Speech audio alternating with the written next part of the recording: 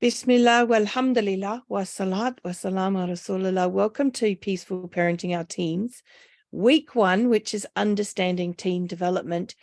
And what we're going through today is focused around the development of the teen brain, because it unwraps some of the mysteries of why suddenly our beautiful, sweet young child, even if we were having challenges with them, suddenly became this different creature. And the good news is it is only for a period of time, and they do come out the other end and become human again. Alhamdulillah. And I mean that tongue in cheek. I think teens are amazing people, young humans. And when we can understand them, we can enjoy them so much more. And also we can certainly be their ally through these challenging years. And by the end of today, I hope you will understand some of the challenges they're facing. You may also understand maybe why you did some certain things when you were a teenager, or why you had certain challenges as a teenager yourself, because there's things going on through the teen years that happens only in that stage of life. So let's get into it and learn about the teen brain. So what we're going to cover is an overview of adolescent brain development and its impact on the behavior and emotions, recognizing the unique needs and challenges of teenagers, and how to foster empathy or understanding. Well, actually, the how is having this understanding, because when we have it, we are naturally, inshallah, more empathetic and understanding. That doesn't mean we let them get away with murder, by the way, and we will be talking about setting limits. This is about us understanding why they might have done some things that really are so illogical that it's hard for us to get our brain around it. But instead of getting preoccupied with why they did it, we're actually there present with them and helping them through whatever it is and how to move forward. I always remember or remind myself, Allah subhanahu wa ta'ala does not Allah forgives everything except associating partners with him. And so the most important thing is that they still have that connection with Allah, and anything else can be resolved one way or another. It can be rectified in this dunya in one way or another. And that our role is to help them understand that process of repentance and turning back to Allah and getting them back on track, inshallah. So the development of the brain, it's really amazing. In the first 18 months, the brain grows to 75% of its adult size. And there's so many connections being made, and there's a massive connectivity. Really, for the initial development of the child, I mean, they go from being in the womb with everything supplied for them to coming out and having to learn how to use their hands, how to lift their head, how to crawl, how to walk, all of those sorts of things.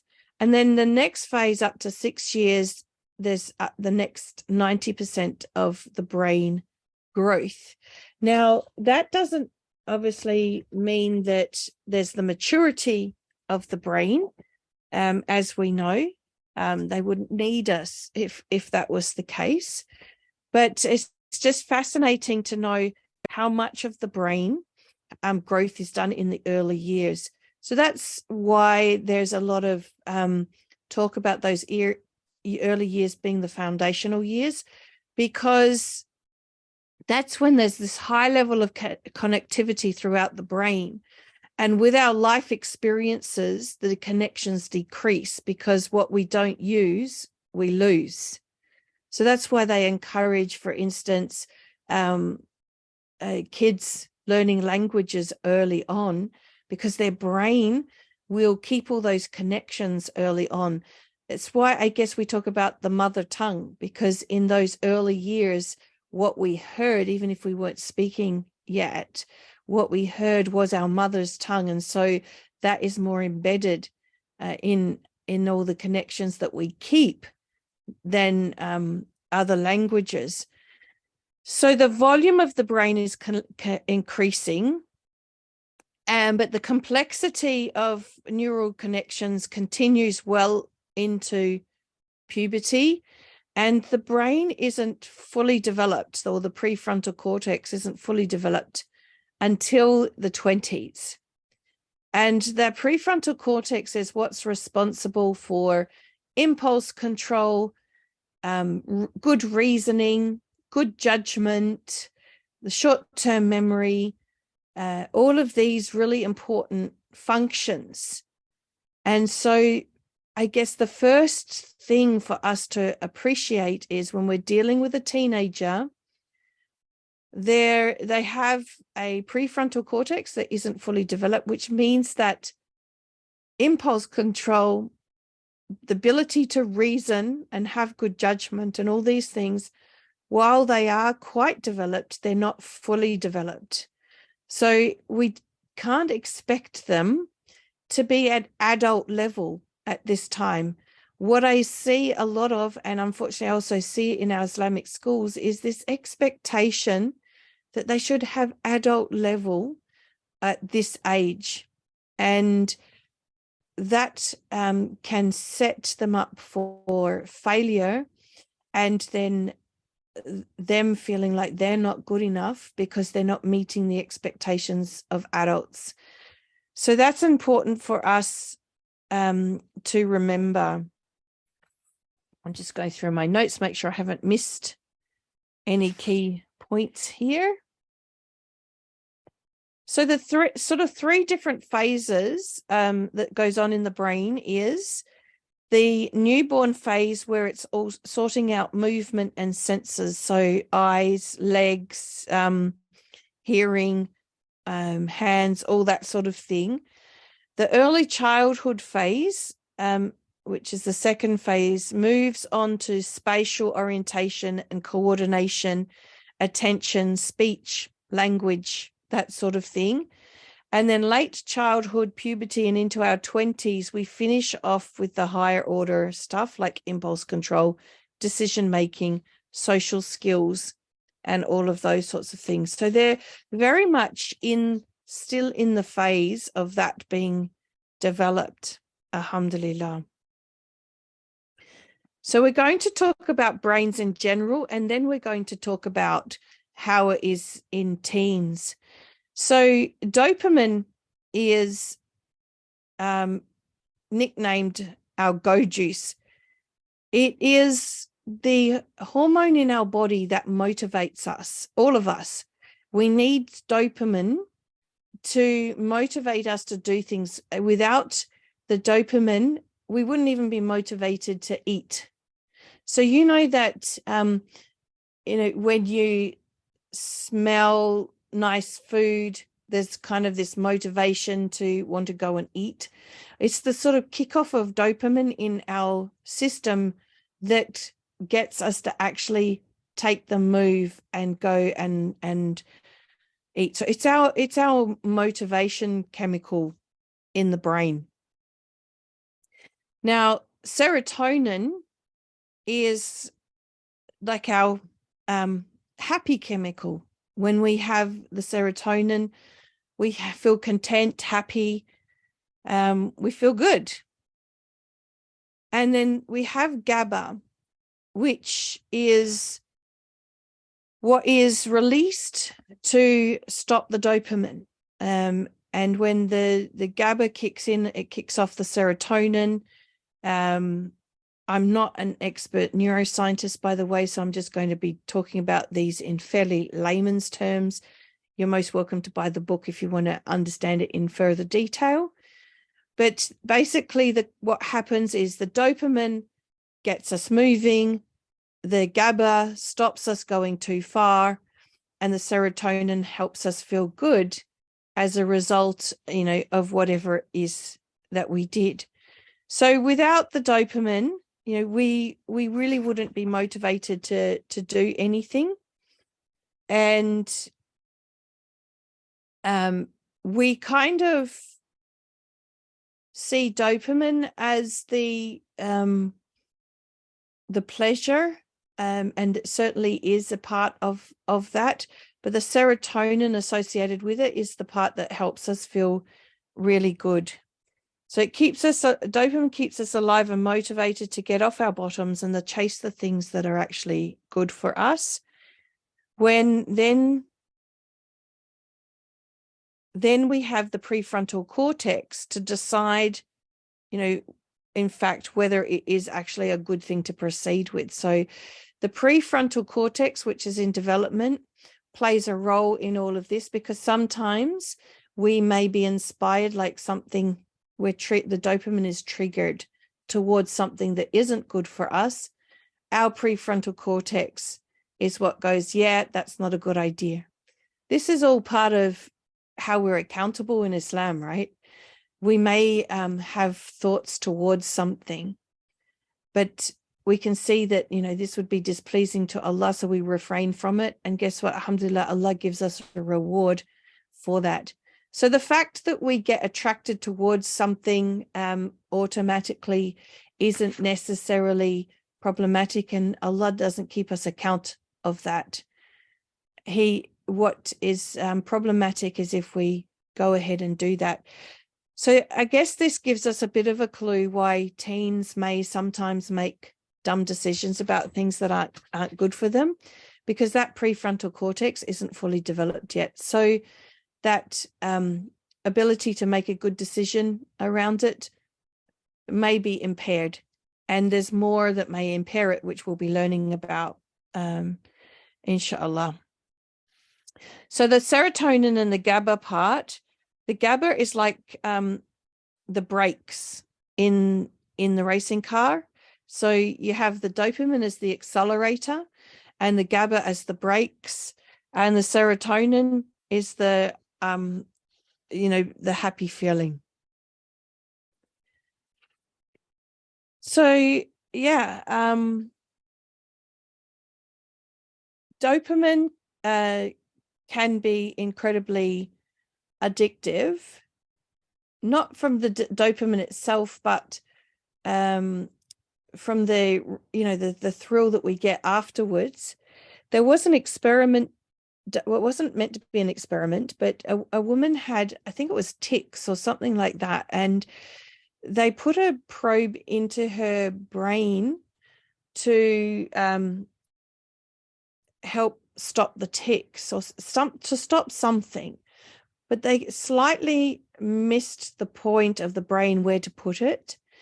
And in fact, what they triggered was her dopamine response.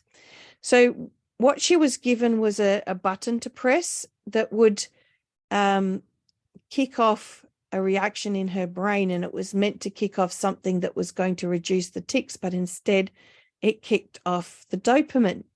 And what they found was that because she was getting so much pleasure out of these reactions that were happening in her body, she was, without consciously deciding to do this, pressing the button all the time, because it just felt good when she was pressing the button, to the point that she actually got a blister on her thumb. So dopamine kind of has a bit of an addictive response to it. And so it's really important for us to understand that this can be the underlying factor around different sorts of addictions. And I have some of them here, like addictions to food, gambling, sugar I've put on its own because it's just so addictive. Addicted to porn, addicted to danger, addicted to approval. And danger and approval we will talk about with our teens shortly. Addiction to shopping, addiction to computer games, and so much more. Now, addiction, there is a psychological element to it. And as we go through the program, we're going to get into the psychological and spiritual understandings. At the moment, we are just learning about the hardware that Allah subhanahu wa ta'ala blessed us with to navigate our psychological and spiritual world. So if there is something that is malfunctioning chemically for us in terms of the dopamine, GABA, serotonin combination, we can be prone to addiction. And if we don't make good decisions around things that we're doing repetitively to feel good, we can become addicted because we can kind of get our brain trained in that way. So just like I was saying, if you don't use it, you lose it. If you keep using aspects of your brain in a particular way, then it can be set in concrete. So it's just important for us to understand that this combination of different chemicals in the brain can be behind what's going on here.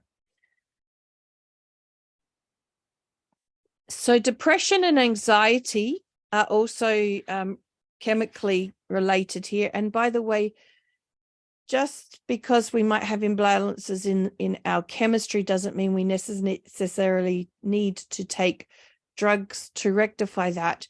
A lot of what we're going to do in this program is around how the solution that actually helps our own brain resolve itself. So understanding ourselves psychologically and spiritually so that these things just rectify themselves. So just because I'm talking about chemicals doesn't mean that I'm suggesting a chemical solution. So unfortunately, the teen brain is particularly vulnerable to both anxiety and depression, and you may have seen that in your teens. Just to give you a quick overview, depression generally is when the serotonins are depleted, and anxiety tends to be where there's perhaps too much dopamine. I think that was the, wait, let me just double check. So anxiety is actually a normal part of our stress response to danger, and it produces a dopamine surge, which helps us cope by sharpening up our thought processes and physical responses. But when the stress passes and serotonin and GABA rewards us with relief, it dampens down the dopamine.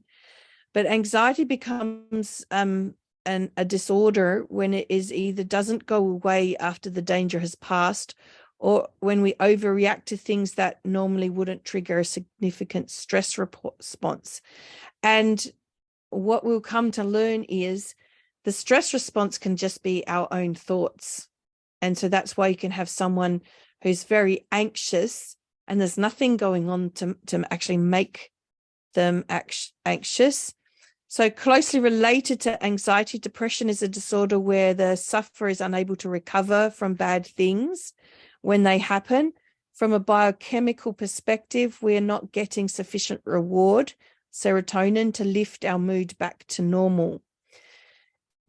And we will talk about how where the good feelings come from and how to connect to the good feelings throughout the program, so that we can understand how to get that, serotonin back without necessarily needing antidepressants.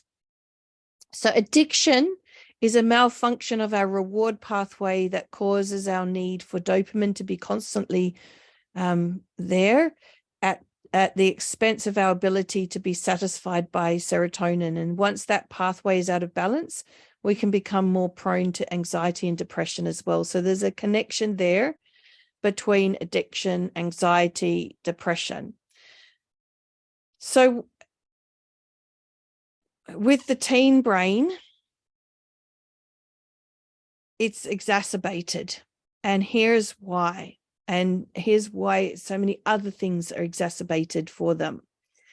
Their impulse control, as we described before, is still under construction. So with that, we need to still be keeping them safe, but not too safe to stop their learning. This is where I think parents struggle, is how much room do you give them to explore life and make decisions for themselves? And where's the line?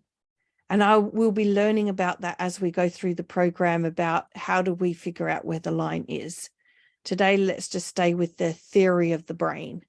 But we need to find a space where we're giving them enough space to have those neural networks growing and connecting by their learning and experience, but not so safe that they do something that really ends up harming themselves. And that's a very, very challenging line. It also means, because remember I was saying that the combination with the dopamine is also the prefrontal cortex for us to make a good decision. It's also why they can be more prone to addiction, anxiety, depression, and doing dumb things. So the challenge, that is the challenge, is for us to provide them an environment to be safe in, but an environment also to thrive in and grow in. And what happens through puberty and through that stage where the sexuality gets switched on, is that the sex hormones that are now released to have for them to develop physically and emotionally and all those other ways towards adulthood changes the way the GABA dopamine work. So one of the key problems is the GABA is much less. And so it's like they don't have brakes. They have a lot more inclination towards doing things for the dopamine. The dopamine spikes a lot more. It's a lot lower generally than in childhood and adulthood. And so they're seeking out things to kick the dopamine off. And the GABA, which is the one that is the brakes, that stops, that one is much less. So it's kind of like they go through a phase in life where they're a racing car with no brakes. Scary, right? Can you imagine yourself in a racing car with no brakes? It's pretty scary. Well, they're not consciously realizing this or thinking, oh, that's scary, I'm a racing car with no brakes. It does help you understand why the teen years can be quite a scary time in life, and why it's scary for us too, because they're behaving like a racing car with no brakes. So somehow we have to work out how we can help them navigate through that stage without crashing their car. And so we need to be their brakes in a way. SubhanAllah.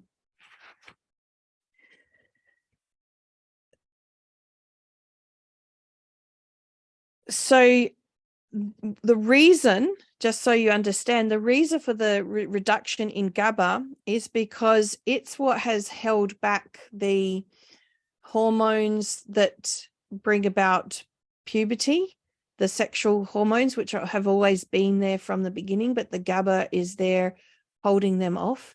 So the reduction in GABA is necessary to release the hormones that need to be released so that their body goes through the transformation from childhood to puberty. So there is a biological reason why this has to happen. So it drops to about a third of the childhood levels. And then as they are heading towards their 20s, the GABA levels gradually increase, which is why you might see a sudden drop as your child is going through puberty in their, I don't know, their ability to think. It almost looks like, sometimes that they forget everything, hard to organize themselves, all over the place, doing risky things, doing things that they used to know were not a good thing to do, but now they don't seem to know that. And then gradually, once they've passed puberty and going through those final stages of brain development, the GABA levels come back up to a normal level, alhamdulillah. So how does this affect impulse control? Well, basically, it's almost like boys don't have any impulse control, because with testosterone added into the picture, they're just, and you probably see that we hear it a lot in our Islamic schools, that sort of around year 9, the boys seem to go crazy, and there's always this complaint, what is it with year 9 boys? They just don't have any control over themselves. They do stupid stuff. Like one of my teacher friends was saying about how there was this kid, he was actually year 10, I think, he'd put a chair on top of the desk, and then he was trying to sit on top of the chair, and at great risk of really hurting himself. But the thrill of it was too exciting, for there to be any sensible decision making there. Girls, for females, the different levels of hormones through the cycle change impulse control, and girls' lowest level of impulse control seems to be around ovulation. So you might find that sometimes the girls don't seem to have a brain, and sometimes they do. And so that might be why there's a perception that girls are a bit more sensible. It's just because sometimes hormonally they actually are, but other times they're not. So let's see. I think I've covered all of that. So there's a lot of statistics in this book about, the sorts of accidents that happen, or the sorts of crimes between different age groups, and the difference between males and females. And from the age of sort of 14, 15 through to the 30s, males are much more likely to commit violent crimes or break laws than women are, purely because of this problem with the impulse control.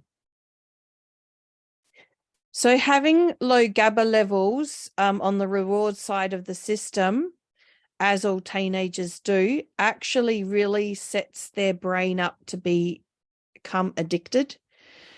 This is why it's important for us to have this awareness, so that as they go through these years, we're mindful of the things that they're doing constantly for pleasure. If they're doing the same thing constantly for pleasure, it could result in becoming an addiction, because it's also the time where their brain is doing a lot of connectivity pruning, and what you use you keep, and what you don't use you lose. And that's the pruning side of it. And it's where some of these things can really be set and made harder for them to break those addictions later on. But not the end of the world. If you've got an older teen and you're sort of seeing that maybe we've already reached the addiction phase, please don't panic. We actually have an addiction department at Back to the Fitra, and we've been learning a lot about addiction, and there's so much hope with the spiritual solution to addiction. So one of the other key things to realize is one of the easy fixes for kids is sugar. And sugar is laced in all junk food pretty much. And so I realized once I'd learned all of this with my eldest, that his, Coles, I think they'd sell 1.25 litre bottles of soft drink for $1. More, it was cheaper than buying a can of soft drink, right? And so going through his teen years, and probably because he had undiagnosed ADHD, which means that they need more dopamine triggers, basically. He was just consuming so much soft drink that it was absolutely ridiculous. So be mindful that if you see them focused on sugar, that there's something going on there for them where they're getting that dopamine lift through the sugar. Sugar also increases testosterone, so potentially going to be there for boys. And any type of addiction pattern leaves them susceptible to other types of addictions, like leading into gambling and drugs and alcohol. So it can be a stepping stone, unfortunately, into other things that, of course, we want them to avoid. So all of this leads teens to being more susceptible to depression and anxiety because of the whole mix of dopamine and serotonin and all the crazy chemical stuff that's going on in their brain. So if they've had an addiction-related reward system malfunction, then they are more prone to depression and anxiety. Testosterone actually is a barrier for boys in terms of depression and anxiety. And so therefore girls tend to struggle with the depression and anxiety more than boys. And what we're seeing is heightened levels of anxiety and depression in teenagers these days. And we'll talk about in a minute why that might be the case. The numbers are growing rapidly, and the connection is the introduction of technology. There's a lot of research in here, and it's really quite fascinating. And when the handheld devices came out, we started to see it increasing. And as they became more and more affordable so that all teenagers ended up having a handheld device, we saw really these anxiety and depression levels really peak. So electronic addiction is real, and we're going to understand the difference in addiction, technology addiction, and what it's doing differently in boys and girls. So you might have found that the boys are very addicted to games like Fortnite, by the way, Fortnite, and some of the games in Roblox and these things are designed to give dopamine hits. And so they're designed to have you feel good. They're designed to be challenging. Boys, one of the theories that is put in this book by David Gillespie, The Teen Brain, is that the reason for the testosterone in boys moving into men is because the men back then were the ones that had to go out from the home and do all the risky stuff, so hunting, farming, fighting for the sake of Allah, all these sorts of things. And so naturally they're inclined to get their dopamine fixes through danger. That's why you'll see boys jumping off things or doing crazy things that you think, don't they know they could kill themselves doing that? Why perhaps more boys than girls have car accidents because they take risks, driving cars, that sort of thing. And now what we've got is them getting engaged in risky behaviors through games. So they're not out there taking risks that could harm them physically. They're getting their thrills through the games. And it's incredibly addictive. Girls, it's different. And girls, it's about oxytocin. Girls are about naturally actually becoming nurturers because they're the ones that have children. I mean, all of this chemical stuff makes sense of why there are only two genders, by the way.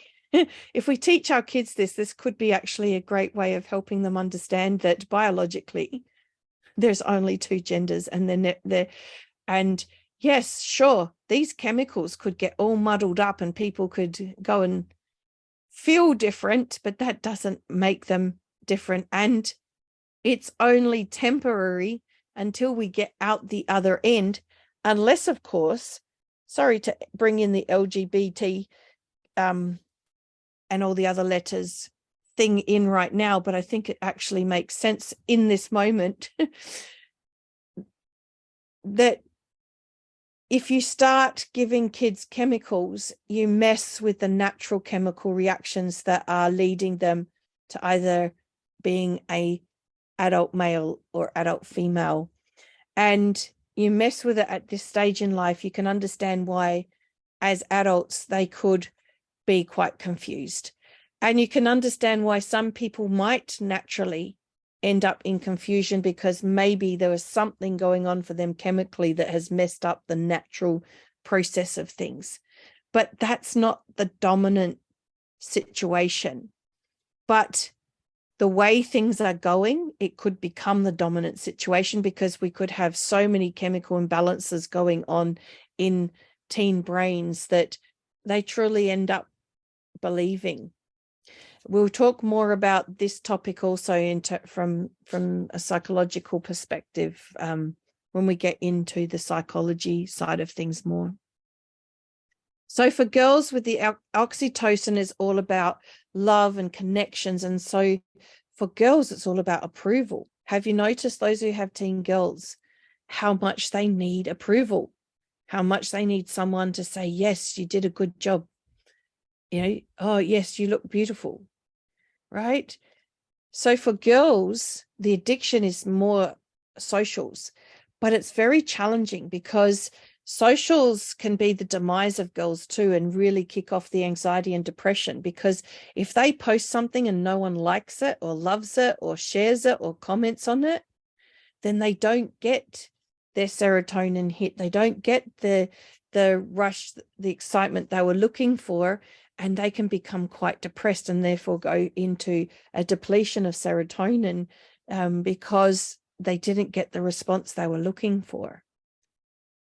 So I hope this helps you understand a little bit why technology is a problem, because now instead of being motivated to go out there and explore the world, and for girls, become more connected and community oriented, which they're naturally inclined towards, they're all on their phones. And there's so many dramas. Like I would have situations with my daughter where someone left her on red. I thought that was a status. I thought that you could put someone on red as a status in Instagram or whatever it was, Snapchat or whatever she was using, because at the time I wasn't using Instagram and didn't know about it, what it did. And I thought, oh yeah, well, that's pretty mean. You shouldn't just block your friends. But leaving someone on red is you've sent them a direct message and they haven't responded straight away, but you can see that they read the message. I thought, seriously? They're getting depressed and anxious because they're not getting an instant response to their message. And we would have she'd have some tears and I would help her and she would feel better. And I think, great, alhamdulillah, it's 11:30 at night. Now she'll go to sleep. 5 minutes later, she's crying again because of something else someone else said or did. You don't get a break from it. In my day, we didn't have phones. We'd send messages on a piece of paper to each other. And if we had a dummy spit with each other, we'd go home, do our homework. There was no contact because phones were connected to the walls in kitchens and parents didn't let you ring unless you had a homework question for your friend. So you didn't have contact with your friends until the next day. And by then you'd forgotten it and everything was all cool again. They don't get the chance to have that reflection and cool down and understand that maybe they said something stupid and it really wasn't that big a deal and reunite the next day. It just goes on through the night, which then means that they're sleepless, which then messes with their chemical reactions even more, sleeplessness. I didn't put sleep in here, but that's definitely a problem. So the implications of this are their brain is inclined towards leading them astray towards drinking alcohol, doing drugs, becoming, eating junk food, being into romantic relationships, doing dangerous stuff, stupid stuff, and inclined away from prayer and studies and Quran memorization and fasting and doing chores. They don't see a dopamine rush. They don't get a dopamine fix. Although we can talk about how we can switch that around, particularly from these things. And that's why it gets particularly hard and challenging for us. But I want us to understand that it's not all their fault, that they're working against their own chemical reactions in order to be on the right-hand side of the page rather than the left-hand side of the page. And if they sometimes slip over to the left side of the page, then our job is to nurture them back to the right side of the page, not to come down hard on them, not to blame them, not to be harsh with them, but to understand that their prefrontal cortex isn't fully functional yet. They're basically a racing car without brakes. And we need to be the brakes for them. And this is what our program is really going to be going through, is how do we do this? How do we navigate this time? And one of the key things to remember is it's temporary. This isn't how it's going to be forever. And if they're doing dumb stuff now, doesn't mean they're always going to do dumb stuff. If you see them steering away from Islamic practices, or you see them steering into things that aren't good, it's not necessarily permanent. And I think that's a really important thing for us to keep remembering, because if we think it's permanent, or we think that this is heading them towards something else, we panic. And from panic and fear, we don't behave in a way that helps them. It actually makes matters worse. So if we can remember, it's not 100% their fault. They're not 100% capable of navigating without making these mistakes, that it's not permanent, then this helps us be more compassionate, empathetic of the situation. That's step one. Step one in this journey that we're going on together towards being able to help calmly, confidently, compassionately guide them back to the straight path, inshallah. So teens today are physically safer because they're not even leaving their homes. And I can tell you, COVID lockdowns exacerbated this in a big way. They got used to having their social interactions online. So they're physically safer, but mentally more fragile. And we need to understand that. We grew up in an era where we didn't have these things undermining us mentally. We might have been physically less safe, but we were mentally much stronger. And we need to help our teens stay strong through those years and help them be strong, more resilient, inshallah. And I'm here to share with you how to do that over these next weeks, inshallah. So your homework is to notice when your teen's behavior might be explained by the racing car without brakes analogy. I'm doing this because I want you to start noticing where it might simply be that it's not 100% in their hands. Not to let them off the hook, by the way, but just for you to start noticing, to start stepping away from the panicky, fearful thinking towards the, okay, so yeah, I can see where this might be challenging, and start noticing where you may be able to help them with that. And I'd love you to journal some of your observations, because I do think that just writing things down, it helps us internalize, what we're witnessing, and really internalizing this understanding.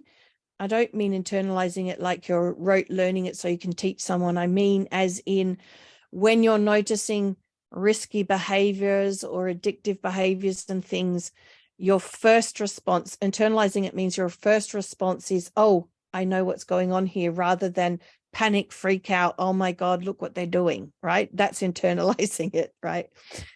And I also want you to watch parts 1 and 2 of the Peaceful Parenting from the Inside Out program. And you'll find there's buttons there that you can click on in order for you to go to each of those parts, so you don't have to go looking for them, inshallah. So that's it for week 1 in the teen brain. And I look forward to sharing with you the next piece of the puzzle next week, inshallah. I hope you enjoyed session 1 of the Peaceful Parenting Our Teens program. I'd love to invite you to join us for the rest of the program. It's not too late. The link is peacefulparentingteens.com. You can see it on the screen. Just type it into your browser, check out everything that's there, and join us. Really, it is less than one session that you might spend at a counselor resolving the tests and challenges that you're having with your teens, when you have the opportunity to learn how to help them through this, inshallah. It's a challenging time.